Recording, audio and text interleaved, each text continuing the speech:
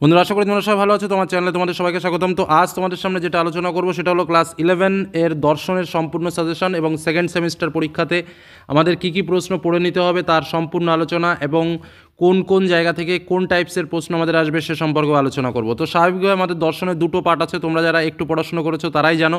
সেটা হচ্ছে unit 1 introduction to logic, অর্থাৎ যেটা হচ্ছে আমাদের মূলত লজিকের পার্ট, এবং আরেকটা বিষয় রয়েছে যেটা হচ্ছে আমাদের ইউনিট 2, যার মধ্যে আমাদের নীতিবিদ্যা, ভারতীয় নীতিবিদ্যা, পাশ্চাত্য নীতিবিদ্যা, এই যে মূল বিষয়গুলো রয়েছে সেই বিষয়গুলো। তো স্বাভাবিকভাবে ইউনিট 1 থেকে কিন্তু আমাদের এই 24 মার্কের প্রশ্ন আমাদের পরীক্ষাতে আসবে, এবং ব্যাপারটা হচ্ছে যে প্রায় প্রত্যেকটা অধ্যায় থেকেই কোনো না কোনো নম্বরের প্রশ্ন কিন্তু আমাদের পরীক্ষাতে আসতে চলেছে। তো স্বাভাবিকভাবে প্রত্যেক অধ্যায় থেকে কিছু কিছু প্রশ্ন আমাদের প্র্যাকটিস করতে হবে। আর যেহেতু ইউনিট 1টা আমাদের যেটা রয়েছে স্বাভাবিকভাবে তোমার অবরোহ, আরোহ, অনুমান, বাক্য, বচন, পদের ব্যাপ্যতা, বৈধতা, বাক্য থেকে বচনের রূপান্তর, বিরোধিতা, অমাধ্যম অনুমান অর্থাৎ আবর্তন বিবর্তন, নিরপেক্ষ ন্যায়, প্রাকল্পিক, বৈকল্পিক, যুক্তি। তো স্বাভাবিকভাবে প্রত্যেকটা ক্ষেত্রে কিন্তু একটা লজিক পার্ট কিন্তু আমাদের রয়েছে, যে লজিক পার্টগুলো কিন্তু প্রকৃতপক্ষে সম্পূর্ণরূপে সাজেশন দেওয়া সম্ভব নয়, কারণ হচ্ছে লজিক পার্টের জন্য আমাদের প্র্যাকটিসটা কিন্তু একটু গুরুত্বপূর্ণ বিষয়। এই যারা ভালো করে প্র্যাকটিস করবে তারা কিন্তু একটু ভালো ফল পাবে, এটা স্বাভাবিক। তা সত্ত্বেও যে প্রশ্নগুলো তোমাদের রেডি রাখতে হবে, কারণ শুধুমাত্র তো লজিক নয়, কিছু কিছু প্রশ্ন আছে যেগুলো লজিক পার্টে থাকবে, তার অথবাতে প্রশ্নগুলোও থাকবে। তো যারা লজিক পার্টে দুর্বল আছো তারা প্রশ্নগুলো করতে পারো। তাছাড়া প্রশ্নগুলোও খুব ইম্পর্টেন্ট, যে কারণে প্রত্যেকটা প্রশ্ন আমি তোমাদের জন্য অধ্যায়ভিত্তিকভাবে শেয়ার করছি। প্রশ্নগুলো রেডি করে তারপর পরীক্ষার হলে যাও। এটুকু বলতে পারি যে যেখান থেকেই প্রশ্ন আসুক না কেন, যেই স্কুলেই প্রশ্ন আসুক না কেন, যেহেতু স্কুলের শিক্ষক তোমাদের জন্য প্রশ্ন করবেন, সেহেতু এই প্রশ্নের বাইরে প্রশ্ন করতে পারবেন না, বা এর মধ্যে দিয়েই তোমাদের প্রশ্ন করবেন, এটুকু বলে রাখতে পারি।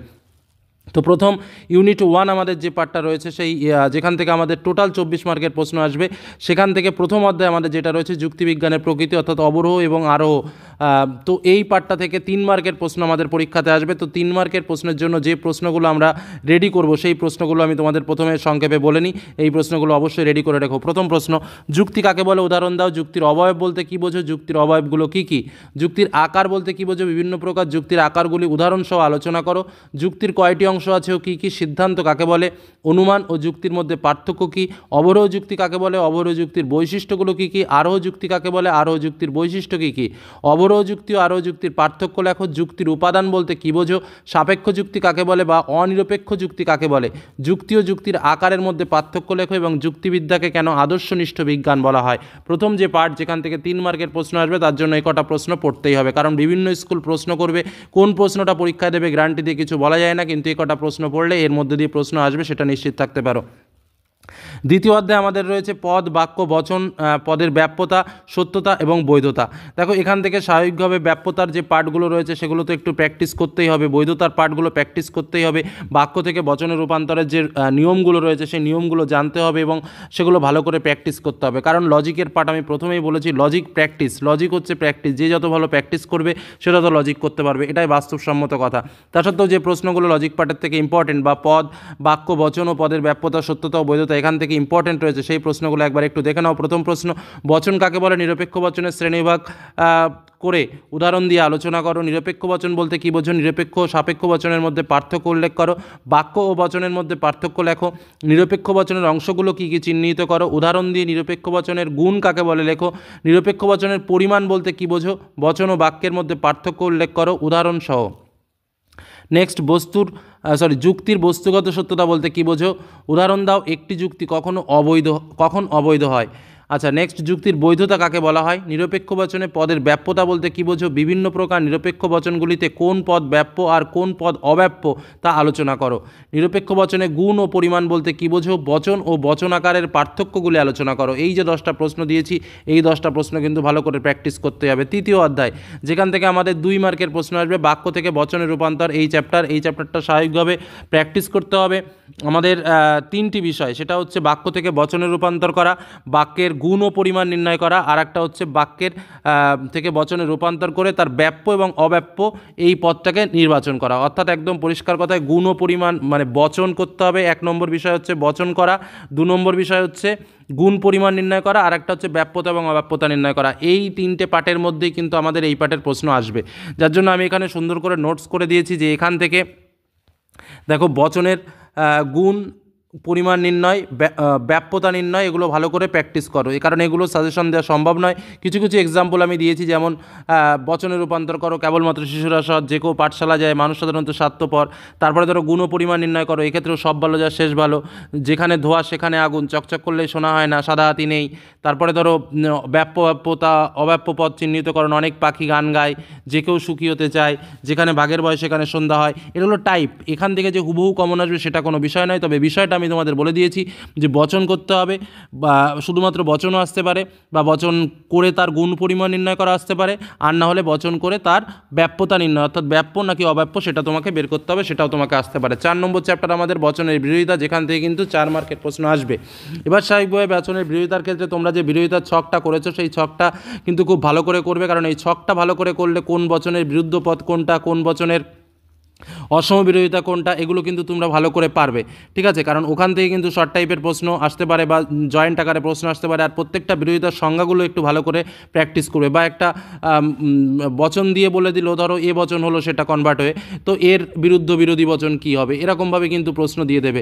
যে কারণে কিন্তু ওই চার্টটাই কিন্তু সবথেকে বেশি ইম্পর্ট্যান্ট, ওই চার্টটা ভালো করে প্র্যাকটিস করতে হবে, যেটা বিরোধিতার চার্ট রয়েছে অ্যারিস্টটলের। তো চলো পরপর যে এক্সট্রা প্রশ্নগুলো রয়েছে সেগুলো একটু দেখে নিই। প্রথম প্রশ্ন, বচনের বিরোধিতা কাকে বলে? বচনের বিরোধিতার দুটি শর্ত লেখো। অদিন বিপরীত বিরোধিতার একটি উদাহরণ দাও। অসম বিরোধিতার একটি দৃষ্টান্ত দাও। বিরুদ্ধ বিরোধিতা কাকে বলে? বিরুদ্ধ বিরোধিতার মূল শর্তগুলো কী কী? বিরুদ্ধ বিরোধানুমানের সত্য মূল্যের নিয়মটি লেখো। অদিন বিপরীত বিরোধিতার সত্যতার নিয়মটি লেখো। অসম বিরোধিতার সত্যতার নিয়মটি লেখো। অ্যারিস্টটলের মতে বচনের বিরোধিতা কত প্রকার ও কী কী?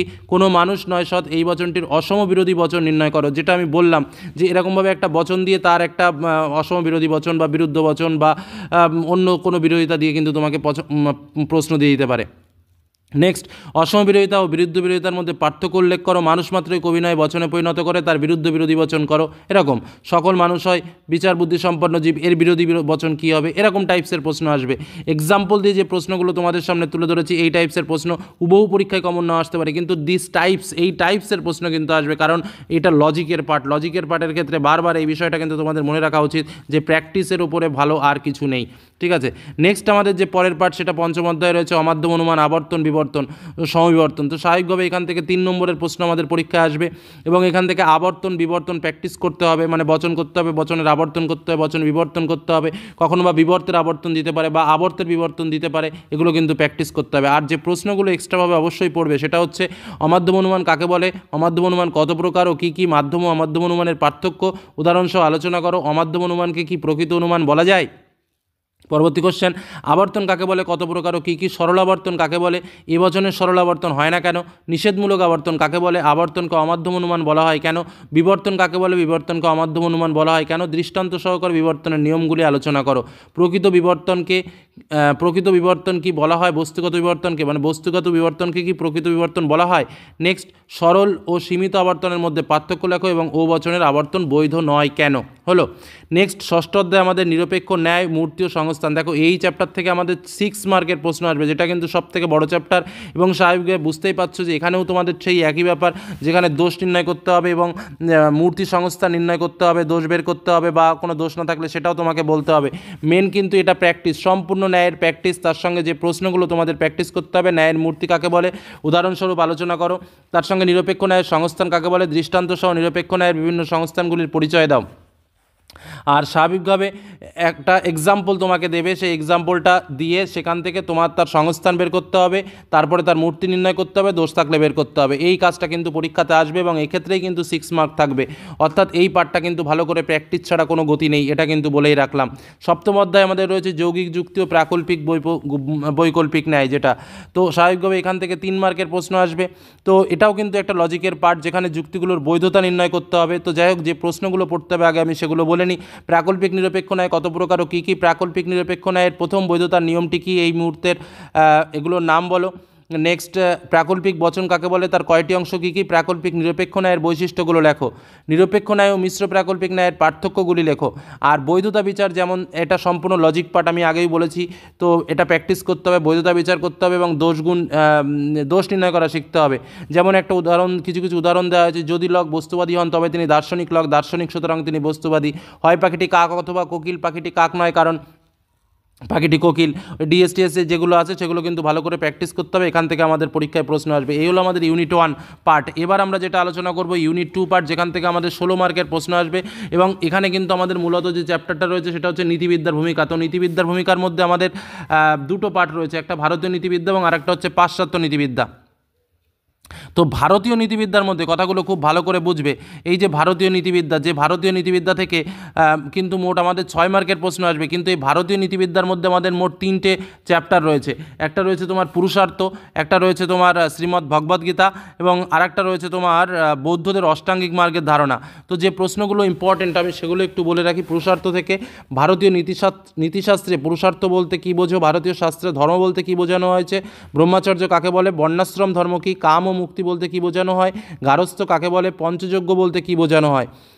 শ্রীমদ্ ভগবদ্গীতা অর্থাৎ নিষ্কাম কর্মের ধারণা থেকে যে প্রশ্নগুলো পড়বে, ভাগবদ্গীতায় নিষ্কাম কর্ম বলতে কী বোঝানো হয়েছে, নিষ্কাম কর্ম কাকে বলে, যোগস্থ শব্দের 3 প্রকার অর্থ সংক্ষেপে আলোচনা করো, নিষ্কাম কর্মের সূত্রগুলো কী কী, শ্রীকৃষ্ণ কেন বেদকে ত্রিগুণাত্মক বলেছেন, সকাম কর্মের বৈশিষ্ট্য কী, নিষ্কাম কর্মের বৈশিষ্ট্য কী, গীতা অনুসারে স্বধর্ম ও পরধর্ম বলতে কী বোঝো, সকাম ও নিষ্কাম কর্মের মধ্যে পার্থক্য লেখো, প্রবৃত্তি মার্গ ও নিবৃত্তি মার্গ বলতে কী বোঝানো হয়েছে, গীতায় 4 ধরনের যে বৈদিক কর্ম আছে তা উল্লেখ করো। নেক্সট, বৌদ্ধদের অষ্টাঙ্গিক মার্গের ধারণা। এখান থেকে যে প্রশ্নগুলো রেডি করবে, বৌদ্ধ নীতিতত্ত্বের সম্যক দৃষ্টি বলতে কী বোঝায়, বৌদ্ধ দর্শনে 4টি আর্য সত্য উল্লেখ করো, বৌদ্ধ নীতিশিক্ষা বলতে কী বোঝো, আর্য সত্য কী, বৌদ্ধ মতে নির্বাণ লাভ করা যায় কিভাবে, অষ্টাঙ্গিক মার্গের 8টি মার্গ বা পদগুলো কী কী, বৌদ্ধ দর্শনে অষ্টাঙ্গিক মার্গ কী সংক্ষেপে ব্যাখ্যা করো, সম্যক ব্যায়ামের অর্থ কী, বৌদ্ধ নীতিতত্ত্বের সম্যক ব্যায়ামের গুরুত্ব লেখো। আর একটা যেটা পার্ট আছে যেখান থেকে আমাদের 2 মার্কের প্রশ্ন আসবে সেটা হচ্ছে 4 ভাগ সুখবাদ। তো এখান থেকে যে ইম্পর্টেন্ট প্রশ্নগুলো প্র্যাকটিস করবে, মানে যে কটা প্রশ্ন দিচ্ছি এর মধ্যে থেকেই প্রশ্ন আসবে, এটুকু তোমরা নিশ্চিত থাকতে পারো। প্রথম প্রশ্ন, চারবাকদের মতে নৈতিক আদর্শ কী, চারবাকরা কেন ইন্দ্রিয় সুখের পরিতৃপ্তিতে বিশ্বাস করেন, চারবাক নীতিতত্ত্বের মূল কথা কী, চারবাকদের আত্মসুবাদী বলা হয় কেন, চারবাকরা ধর্মকে কেন পুরুষার্থ হিসেবে স্বীকার করেননি, চারবাক নীতিতত্ত্বের প্রধান বৈশিষ্ট্যগুলো কী, চারবাক নীতিবিদ্যার মূল বক্তব্য কী, চারবাকদের মতে সুখবাদ কী, চারবাক জড়বাদের মূল বক্তব্য লেখো, চারবাকরা জন্মান্তর স্বীকার করে না কেন। নেক্সট আমাদের যেটা রয়েছে পাশ্চাত্য নীতিবিদ্যা। এবার দেখো এই পাশ্চাত্য নীতিবিদ্যার আবার দুটো পার্ট আছে, একটা হচ্ছে নৈতিক প্রত্যয় আর একটা হচ্ছে নৈতিক তত্ত্ব। ঠিক আছে, তো এই দুটো থেকে মোট আমাদের 4 মার্কের প্রশ্ন আসবে। তো নৈতিক প্রত্যয় থেকে যে প্রশ্নগুলো আসবে, যে প্রশ্নগুলো ইম্পর্টেন্ট সেটা বলি। নৈতিক ও অনৈতিক কাজের দৃষ্টান্ত দাও, পাশ্চাত্য নীতিবিদ্যায় ঐচ্ছিক ক্রিয়া বলতে কী বোঝো, উদ্দেশ্যমূলক নীতিবিদ্যা বলতে কী বোঝো, এর বিষয়বস্তু সংক্ষেপে আলোচনা করো, নীতিবিদ্যার বৈশিষ্ট্যগুলি আলোচনা করো, আদর্শনিষ্ঠ নীতিবিদ্যা বলতে কী বোঝো, বস্তুনিষ্ঠ ও আদর্শনিষ্ঠ বিজ্ঞানের মধ্যে পার্থক্য লেখো, নীতিবিদ্যার প্রয়োজনীয়তা কী, নীতিবিজ্ঞানকে আদর্শনিষ্ঠ বিজ্ঞান বলা হয় কেন, নীতিবিদ্যার বিভিন্ন শাখাসমূহ কী কী। নেক্সট আমাদের যে পার্টটা রয়েছে সেটা হচ্ছে নৈতিক তত্ত্বসমূহ। এই অধ্যায় থেকে গুরুত্বপূর্ণ প্রশ্নগুলো হলো, কর্তব্যমূলক নীতিবিদ্যা বলতে কী বোঝো, এই মতের বিষয়বস্তু সংক্ষেপে উল্লেখ করো, নৈতিক সুখবাদ কাকে বলে, আত্মসুখবাদ বলতে কী বোঝো, নৈতিক মতবাদ হিসেবে আত্মসুখবাদের পরিচয় দাও, কান্টের দেওয়া নীতি কর্তব্যবাদের সমালোচনা ব্যাখ্যা করো, নীতি কর্তব্যবাদ কাকে বলে, নীতি কর্তব্যবাদ সম্পর্কে লেখো, কান্টের দেওয়া নৈতিক বা নীতি কর্তব্যবাদ কী, আত্মসুখবাদ ও পরসুখবাদের কয়েকটি পার্থক্য লেখো, নৈতিক মতবাদ রূপে নীতি উপযোগবাদের ব্যাখ্যা করো। এই হলো আমাদের প্রশ্ন। আমি প্রত্যেকটা পার্ট থেকে কোন কোন পার্টের দিয়ে কোন কোন মার্কসের প্রশ্ন আসবে এবং কি কি প্রশ্ন ইম্পর্টেন্ট রয়েছে সেগুলো বললাম। অনেকে হয়তো ভাবতে পারো স্যার প্রশ্ন সংখ্যা অনেক বেশি, কিন্তু একটা কথা মনে করো, তোমাদের স্কুলের টিচার প্রশ্ন করবে, পশ্চিমবঙ্গে যতগুলো স্কুল আছে সমস্ত স্কুলের টিচাররা প্রশ্ন করবে, অর্থাৎ সকলের মনের চাহিদা মিটিয়ে এই সাজেশন তোমাদের জন্য শেয়ার করলাম। কারণ আমি 3টে প্রশ্ন দিলে যদি বোর্ডের কোশ্চেন হতো আমি অনেক কমিয়ে দিতে পারতাম, কিন্তু যেহেতু বোর্ডের কোশ্চেন নয়, স্কুলের প্রত্যেকটা স্কুলের আমাকে ভাবনা চিন্তা করে সাজেশনটি করতে হয়েছে, সেহেতু কিন্তু এই প্রশ্নগুলো রেডি করতেই হবে। কারণ কোন টিচার কীভাবে কোন জায়গা থেকে প্রশ্ন তুলবেন সেটা বুঝেই কিন্তু আমাকে এই কাজটা করতে হয়। যে কারণেই এই প্রশ্নগুলো শেয়ার করা, এই প্রশ্নগুলো রেডি করে পরীক্ষার হলে যাও, এটুকু নিশ্চিত থাকতে পারো যে এর বাইরে প্রশ্ন আসবে না। আর যেহেতু ফিলোসফি আমাদের লজিকের ব্যাপার, প্রথম পার্টটার লজিকটা একটু প্র্যাকটিস করো, যতটুকু সময় আসে কাজে লাগাও, আশা করি ভালো রেজাল্ট করতে পারবে।